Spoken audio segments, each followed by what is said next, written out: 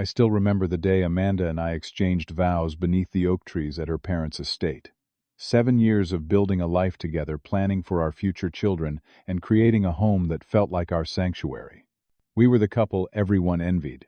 Successful careers, the perfect house in the suburbs, and what I thought was unshakable trust. But then her work hours at the marketing firm started changing. Late-night meetings became the norm. Something in my gut told me our perfect life was starting to unravel. But I never imagined just how completely everything would fall apart when I discovered who she was really spending those nights with. Before I tell you how I discovered my wife's betrayal, and why I chose to vanish completely, drop a comment letting me know where you're watching from, and hit that subscribe button if you've ever had to make a difficult choice to protect your mental health. My name is Cecil, and at 32 years old, I had everything figured out, or so I thought. After putting myself through college and grinding through entry-level positions, I had finally secured my dream job as a senior software engineer at a respected tech company in Boston. The stability I had worked so hard for felt like a personal triumph after growing up in a household where money was always tight and tomorrow always uncertain. I met Amanda at my college roommate's wedding. She was the maid of honor, confident, ambitious, with a laugh that made everyone turn to find its source. The moment she started telling me about her marketing career aspirations, I was captivated. We exchanged numbers that night, and within 6 months we were inseparable. The connection felt almost supernatural. We completed each other's sentences, shared the same values about family and career, and pushed each other to be better versions of ourselves. After 18 months of dating, I proposed during a weekend trip to Maine, and we were married within a year. We bought a fixer-upper in a quiet Boston suburb. Nothing fancy, but it had good bones and a yard where we imagined our future kids playing. Weekends were spent painting walls, installing cabinets, and turning that house into our home. Amanda had an incredible eye for design, transforming ordinary spaces into something straight out of a magazine. My career continued to advance, and I made sure to support Amanda as she climbed the corporate ladder too. We were a power couple in every sense: young, ambitious, and deeply in love. Our 5-year plan included trying for our first child, saving for a larger home closer to the city, and taking that dream trip to Japan we had mapped out to the last detail. Things began to change subtly when Amanda landed a job at Hamilton & Brooks, one of the most prestigious marketing firms in the Northeast. The salary bump was substantial, but so were the expectations. Her boss, Jackson Hamilton, was the dynamic 40-year-old founder, Harvard, educated, impeccably dressed, and known for pushing his team to their limits while rewarding them handsomely. The company culture revolved around late nights, client dinners, and weekend retreats. I was proud of Amanda for breaking into such a competitive environment, but I started noticing small shifts in her behavior. Her wardrobe underwent a complete overhaul. Suddenly her clothes were more expensive, more revealing, and chosen with painstaking attention to detail. Physical affection between us decreased gradually. Most concerning was how she guarded her phone. Always face-down, password changed monthly, and she would step into another room to take certain calls. At first I questioned myself. Was I being paranoid? Jealous of her success? I tried to rekindle our connection. Surprise date nights, weekend getaways, heartfelt conversations about our future. Sometimes it worked, and I would see glimpses of the Amanda I fell in love with. But those moments grew increasingly rare. The business trip to Chicago was when my suspicions truly took root. Amanda was supposed to be gone for 3 days, but I received a call from our neighbor asking if we had changed cleaning services. They had seen someone entering our home. When I called Amanda to ask about it, she stumbled through an explanation about returning early but staying at a hotel near the office to prepare for a presentation. Something in her voice sounded hollow. Growing up, I had watched my father forgive my mother's repeated infidelities, each time dying a little more inside until he was just a shell of the man he once was. I had promised myself I would never be that person, compromising my dignity for someone who clearly did not respect me. Yet, here I was, desperately wanting to believe in the woman I had built my life around, fighting against my growing instincts that something was very wrong. Over the next 3 months, I started noticing distinct patterns in Amanda's erratic schedule. Tuesdays and Thursdays, she would reliably work late, often not returning until after 11 p.m. On those nights, she would shower immediately upon coming home regardless of the hour. Occasionally, she would have unexpected client emergencies on weekends that required her immediate attention downtown. Our 7th anniversary fell on a Tuesday. I had planned meticulously, secured reservations at Giuliana's, the Italian restaurant, where we had our first date arranged for her favorite flowers to be delivered to her office, and even contacted her assistant to ensure her schedule was clear. When 6 p.m. came and went with no sign of Amanda, I called her office, only to learn she had left at 3 that afternoon. My calls went straight to voicemail. She arrived home at midnight smelling of unfamiliar cologne, with a hastily purchased gift and a story about a client crisis. The look in her eyes when she realized what day it was, that momentary panic, followed by manufactured remorse, crystallized my fears. The next morning, I went through our credit card statements dating back 6 months. There they were, sporadic charges at the Westbrook Hotel downtown, always on Tuesdays or Thursdays, always for the minibar room service or parking. When confronted, Amanda had explanations for everything. Team-building events, client meetings in the hotel restaurant, letting a colleague park on her account when their card was declined. Her responses came too quickly, too polished, like rehearsed lines in a play. I found the text messages 2 weeks later. She had forgotten to take her iPad with her to work, and a notification appeared from Jackson. "Last night was incredible. Cannot wait to have you in my bed again tomorrow." There were hundreds of exchanges dating back nearly 5 months. Explicit, intimate, and worst of all, emotional. They discussed their connection, their future, even laughed about deceiving me. Even with this evidence, some broken part of me needed absolute confirmation. I hired a private investigator, something I never imagined doing in my marriage. 3 days later, I had photos of Amanda and Jackson entering and exiting the Westbrook timeline logs of their affair, and even receipts for jewelry he had purchased for her, including a bracelet she had claimed was a bonus gift from the USTSDA company. When I confronted her the second time, Amanda broke down. Yes, she had been sleeping with Jackson, but it was not entirely physical. They had an emotional connection I could not understand. She blamed my work hours, claimed I had grown distant, insisted Jackson, understood her ambitions in ways I never could. But she wanted to fight for our marriage, she said through tears. She promised to break it off, suggested couples counseling, pledged to rebuild what we had lost. That night, I stayed at my best friend Tyler's apartment, drinking whiskey and staring at the ceiling until dawn broke. When Tyler finally woke, his reaction was not what I expected. He was sympathetic, yes, but not surprised. "I thought you knew," he said cautiously. "Everyone has seen them together at industry events. They barely try to hide it anymore." The betrayal expanded exponentially. Our mutual friends, people who had dined in our home, who had been in our wedding party, had known about Amanda's infidelity and said nothing. They had watched me plan anniversary surprises and discuss having children with a woman who was actively betraying me, and they had remained silent. Amanda's family closed ranks around her immediately. Her mother called, suggesting that perhaps my work schedule had created an environment where Amanda felt neglected. Her father, whom I had respected deeply, told me that all marriages hit rough patches and real men fight through them rather than bail at the first sign of trouble. The isolation I felt was absolute. For 2 weeks I moved through life in a fog. Sleep became impossible. Images of Amanda and Jackson together invaded my thoughts whenever I closed my eyes. My work performance suffered. I lost 15 pounds. Friends chose sides, and most chose hers.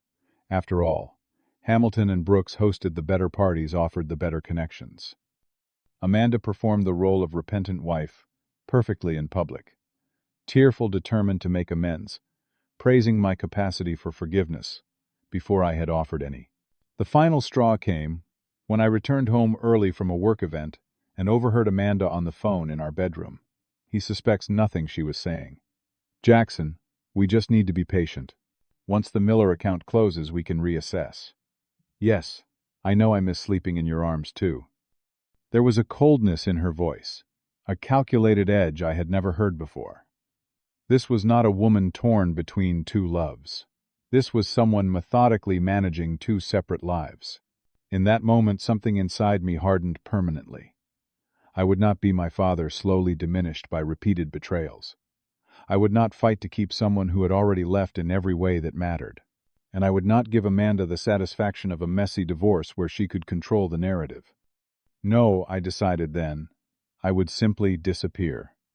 The decision to ghost my entire life did not come from an emotional breakdown but from cold, methodical planning. Fortunately, my software engineering background had taught me to be meticulous and forward-thinking.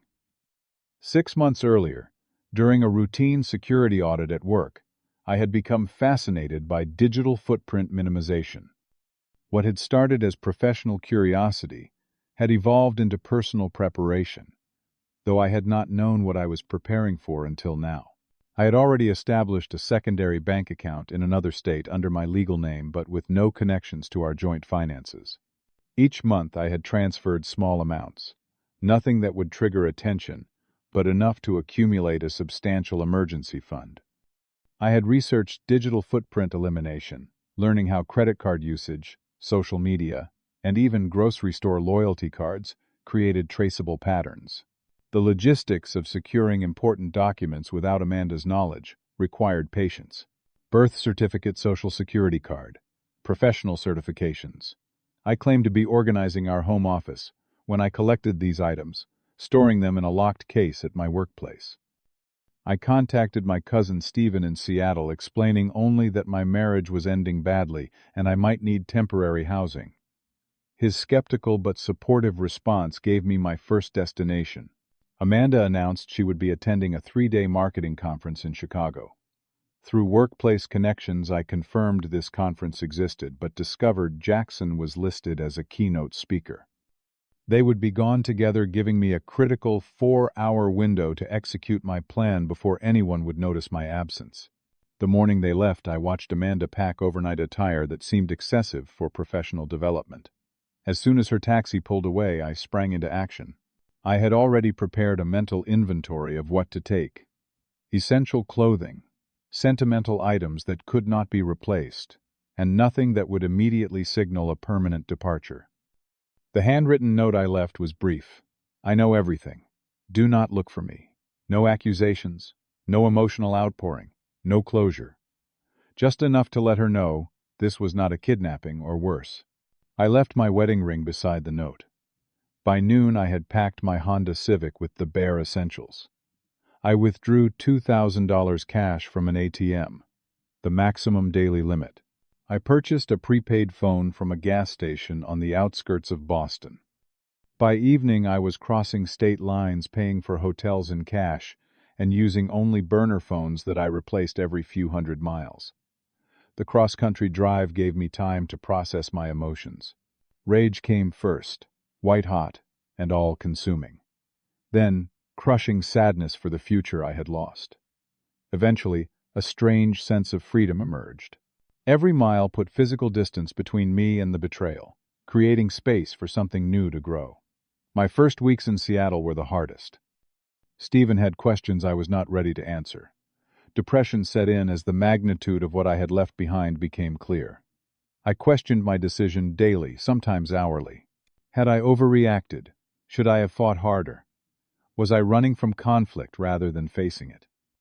Rainy Seattle days matched my mood perfectly. Gray, endlessly weeping, indistinct. Finding work was my salvation. A small tech startup needed a developer with my exact skill set.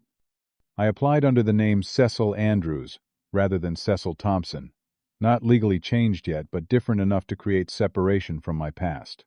The company was too small and too desperate to be overly thorough with background checks. They offered lower pay than I was worth, but cash flow and purpose were more valuable than salary negotiations.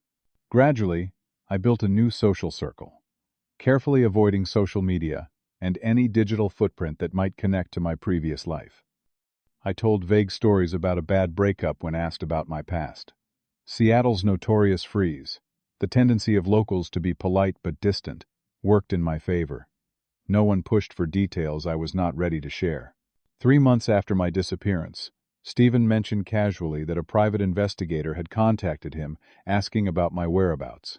Amanda had hired someone to find me. I moved out the next day, thanking Stephen, but refusing to tell him where I was going. His hurt expression added another layer of guilt to my already complex emotional state. After 8 months in Seattle, I relocated to Austin for additional security and a fresh start in a completely different environment. The tech scene there offered numerous opportunities, and the warm weather was a welcome change from Seattle's perpetual dampness. I found an apartment in a complex that accepted cash payments with minimal documentation, less common in the digital age, but still possible with the right incentives. The legal process of changing my name required careful navigation. I hired an attorney who specialized in unusual cases, explaining only that I was escaping an abusive situation. It was not entirely a lie. Emotional abuse leaves scars invisible to others but deeply felt by the victim. 6 months, and several $1,000s. Later I was legally Cecil Andrews, with documentation that would stand up to scrutiny. Therapy became my lifeline during this transition. My therapist, Dr. Marshall, specialized in trauma and reinvention. What you are experiencing is a form of grief, he explained during our third session. You are mourning not just the loss of your marriage, but the loss of your anticipated future, your social connections, even parts of your identity. Those words unlocked something in me.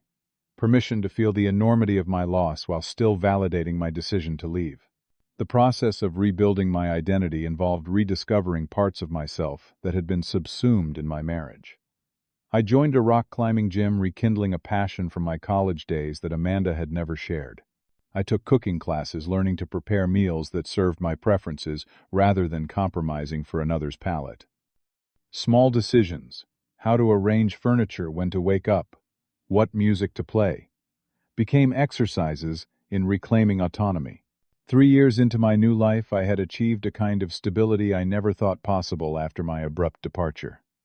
My apartment in Austin had become a true home, decorated with new memories and artifacts from my rebuilt life. A promotion to lead developer had validated my professional worth. I had even cautiously begun dating again. Nothing serious, but enough to remind me that connection was still possible. Perhaps most meaningful was the mentorship program I started at the company, specifically designed for young programmers who had experienced personal trauma. Without revealing my full story, I used my experience to help others navigate difficult transitions.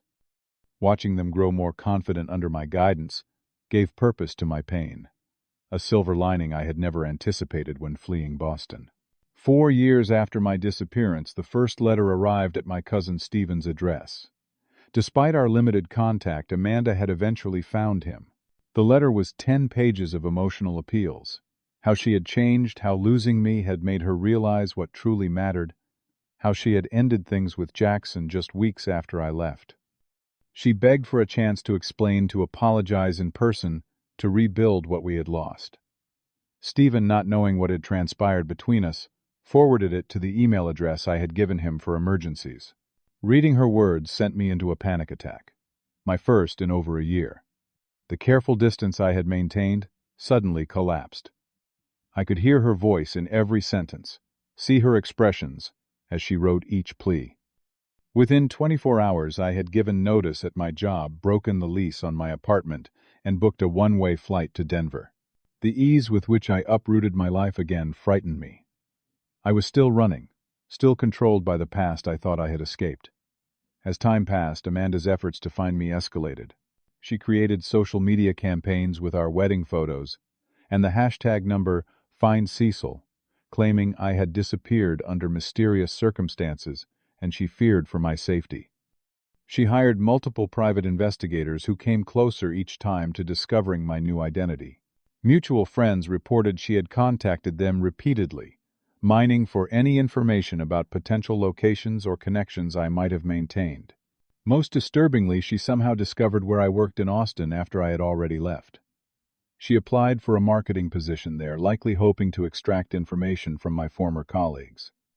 Her determination bordered on obsession, transforming from apparent remorse into something more concerning, a refusal to accept that our relationship had ended on terms other than her own. After 5 years of healing, my perspective had shifted dramatically. Weekly therapy sessions had helped me understand that the dissolution of our marriage was not a reflection of my worth but of her character. I had built genuine friendships based on honesty rather than convenience. My career had flourished precisely because I no longer compromised my values for approval. The hypervigilance that had characterized my early years in hiding had mellowed into healthy caution. The conference in Denver was an opportunity I could not refuse, a gathering of the top minds in my field with potential career-advancing connections. I had almost declined when I saw Boston-based Hamilton and Brooks listed as a sponsor, but Dr. Marshall had encouraged me to attend. "You cannot organize your entire life around avoidance," he had said. "That gives her continued power over your choices." I spotted her immediately in the hotel lobby, her blonde hair now shorter, her posture still impeccable, her presence still commanding attention. For a moment I considered slipping away unnoticed, changing my flight, retreating to safety. But something had fundamentally changed within me. I was no longer the man who had fled in the night. I had rebuilt myself piece by painful piece. I could face my past without being consumed by it. I approached the concierge and asked him to deliver a note. "Coffee shop across the street. 4 p.m. today. C. Simple, direct, on my terms." When she walked into the coffee shop, her expression cycled rapidly through shock, joy, and calculation. She had not expected me to initiate contact after years of hiding. "Cecil," she whispered, reaching for my hands across the table. I kept mine firmly wrapped around my coffee mug. "I cannot believe it is really you. I have been searching everywhere." "I know," I replied calmly. "That is why I wanted to meet." "The searching needs to stop, Amanda." Tears filled her eyes, the same tears that had once moved me to forgive transgressions large and small. "I made the biggest mistake of my life," she said. "Jackson and I divorced 2 years ago. It was never what I thought it would be. No one has ever known me like you did, loved me like you did." As she spoke, I studied her carefully. The words sounded genuine, but there was a performative quality to her emotion. The perfect catch in her voice, the precisely timed tear trickling down her cheek. She had always been skilled at crafting exactly what others needed to see. "If you would just come home," she continued, "we could start over. Your job would take you back in a heartbeat. Our friends miss you. I still live in our house. I kept everything exactly as you left it, just waiting for you." When she reached for my hands again, I did not pull away. Instead, I looked directly into her eyes and spoke the truth I had spent years coming to terms with. "Amanda, I forgive you. Not for your benefit, but for mine." Carrying that anger was exhausting, and I have finally set it down. But forgiveness is not reconciliation. We cannot go backward, and I have no desire to try. Her expression hardened, almost imperceptibly. "You cannot just throw away 7 years of marriage without giving us another chance. You owe me that much." "I do not owe you anything," I said quietly. "Not explanations, not closure, not another chance. The moment you decided our vows were optional, you forfeited any claim to my future. So, you just disappear completely." Her voice rose slightly, drawing glances from nearby tables. "Do you have any idea what that did to me? To my reputation? People thought you might be dead. Some thought I might have hurt you. I had to be interviewed by police. The attempts to place herself as the victim, so familiar, so predictable. I left a note," I reminded her. "And based on the social media campaigns and private investigators, it seems people quickly realized I had left voluntarily." "Because of a single mistake," she began. "It was not a single mistake, Amanda. It was hundreds of deliberate choices, day after day for months. It was lying to my face while planning a future with someone else. It was allowing me to believe we were trying for a child while actively sleeping with another man. It was letting our friends witness my humiliation while saying nothing." For the first time, she had no immediate response. The script she had prepared did not account for this version of me. Calm, resolute, unburdened by the desperate need for her approval that had once defined our relationship. "I am seeing someone," I said after a moment. "Her name is Melissa. We have been together for nearly a year. She knows my full history, my real name, everything I ran from. Our relationship is built on complete honesty, something I now realize ours never was." The color drained from her face. "You cannot be serious. Some random woman knows everything about us. Not about us, Amanda. About me. My experiences, my pain, my growth. She knows that I ran instead of facing problems, and we have worked through what that says about me. She knows I am capable of cutting people off completely, and she has helped me develop healthier boundaries. What we have is real, precisely because it began with truth rather than illusion." Amanda's expression cycled through disbelief, anger, and finally a resignation I had never seen before. "So that is it. I never get a chance to make things right. You have the wrong perspective," I said gently. "This is not about punishment or denying you redemption. This is about me choosing a life that brings peace instead of constant doubt. I truly hope you find happiness, Amanda, just not with me." As I stood to leave, she grabbed my wrist. "Will you at least tell me where you have been? What name you're using now? I deserve that much closure." I carefully removed her hand.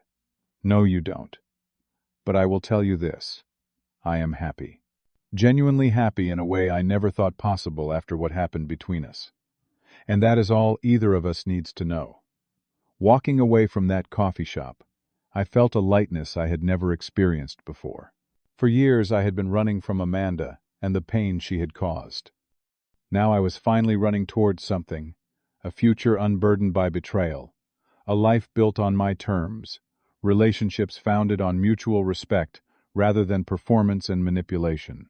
I returned to Denver, to Melissa, to the life I had carefully constructed. We moved in together 6 months later, approaching the commitment with eyes wide open about our respective pasts and wounds. On quiet evenings watching the sunset from our apartment balcony, I often reflect on the unexpected journey that brought me here. Sometimes disappearing is not running away. It is running toward your true self, your genuine needs, your authentic life. The man who fled Boston no longer exists not because he is hiding, but because he has evolved into someone stronger, someone who values himself enough to demand honesty and respect. In losing everything, I somehow found exactly what I needed. Have you ever had to completely start over to find peace? Drop a comment below sharing how you rebuilt after a betrayal or major life change. We all have different healing journeys, and your experience might help someone else find their way forward. If this story resonated with you, please hit that like button and subscribe for more real-life experiences. Share this video with someone who might need to hear that sometimes walking away is the strongest choice you can make. Thank you for listening, and remember, your worth is never determined by how others treat you, only by how you treat yourself.